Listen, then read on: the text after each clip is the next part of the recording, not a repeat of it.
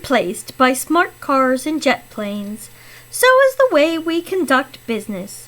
No longer do people only use pen and paper or talk to a live human being face to face.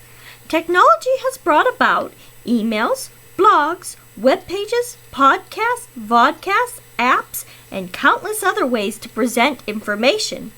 In today's world, technology must be incorporated when connecting teachers to other teachers and administration, students, parents, and the community, businesses, and agencies. Dacia Krasnowski, Susan Rands, and Raymond Thompson found that in creating a partnership among teachers, administrators, parents, the community, business, and agencies helps these assets to develop and strengthen each other and provide a firm foundation for educational renewal and community regeneration.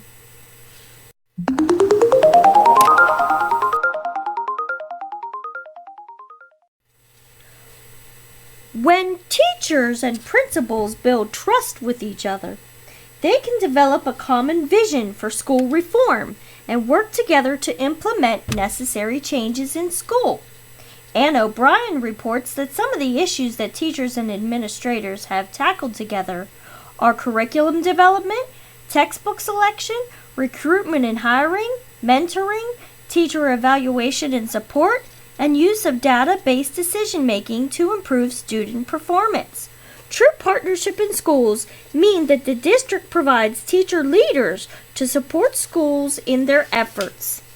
When teachers share knowledge and strategies, the means to educate students increase and high-quality teachers are developed. District websites are one way to communicate among teachers and administration and relay important information across schools. Sharon Skretting states that with each child, one needs to develop the kind of relationship that builds a bridge of trust. Students need to know that the teacher is there for them and that the teacher is always on their side. Only then will they take enough risk in the classroom to let the learning begin. Writing emails back and forth with students not only teaches them a valuable technology skill, it also allows them to examine questions they might be afraid to ask in class. Online notebooks such as Evernote allow students to demonstrate content knowledge and collect assessments to build a profile for their learning. In addition, Evernote can be used to collect information that is of interest to students. For example, if one knows that a student is interested in horses, one can easily capture and keep articles, photos, web games, etc. KidBlog gives kids a reason to write, research, and share interests, and allows the teacher to give and receive feedback in a safe environment. Teacher websites are also a great resource for students to access important information, video lessons, and helpful outside websites. When parents are engaged in the life of the school, the resources available for teaching and the learning environment expands. The Children's Partnership states that our nation needs a generation of children who are well prepared to succeed in the fiercely competitive global marketplace. In addition, schools must consider an underutilized and often overlooked resource: families. When parents and other caregivers are engaged in children's education, students do better. Technology that links the school and home learning environments better enables parents to support their children's learning. Computers and high-speed internet are also tools that hold great promise for overcoming distance, time, language, and access barriers to educational resources. A good teacher website contains at least these components: an assignments page, class calendar, other helpful websites, and a classroom management plan. Bill and Melinda Gates Foundation found in their research that business leaders persistently report that they cannot find in America the skilled, productive employees that they need in order to succeed in increasingly competitive global markets. In American society, the link between our education system and our business community is critical to the nation's future. When that connection is strong, students emerge from their education with the knowledge and skills to thrive in the workforce, able to make themselves and the United States prosperous. Schools therefore have adopted partners in education, where they team up with local businesses. Businesses can donate money, donate goods, support students, support professional development, contribute to curriculum development, advocate for schools in the community, and assist in district-level improvements. Also, engaging students in the community has been easier because of the volunteers from businesses in many projects.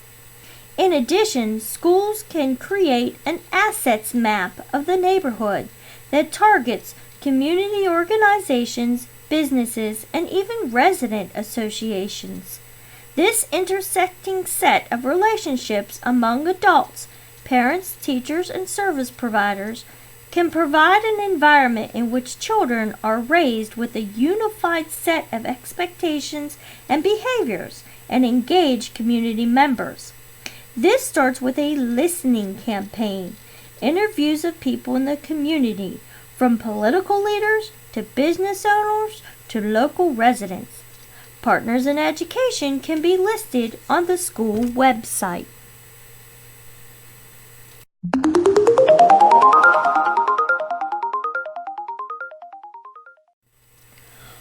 Lori Osmond, first grade regular education teacher, promotes teacher websites, Partners in Education incorporated into the school website, creating podcasts to share on district websites, vodcasts for learning or reviewing content, screencasts as tutorials, blogs, and emails. Carol Jack, special education teacher for behavioral disorders, suggests to have the students look forward to what it is exactly going to be like at the job. Help students understand that technology is another form of communication, not just social. They do their homework on the computer, such as using Word, and use the internet to complete work. Today's youth uses YouTube, Twitter, and Facebook to gather and exchange data. Therefore, students must learn to also utilize these tools for the workforce. If they want to make the money, they have to use the technology, says Jack. Teachers must get past the smart kid is going to carry the load, because the lows can contribute in other ways. One downfall, though, is that no one seems to know how to work together because of the individualization through digital media. So throw a mix of students together in a group and have them solve several problems.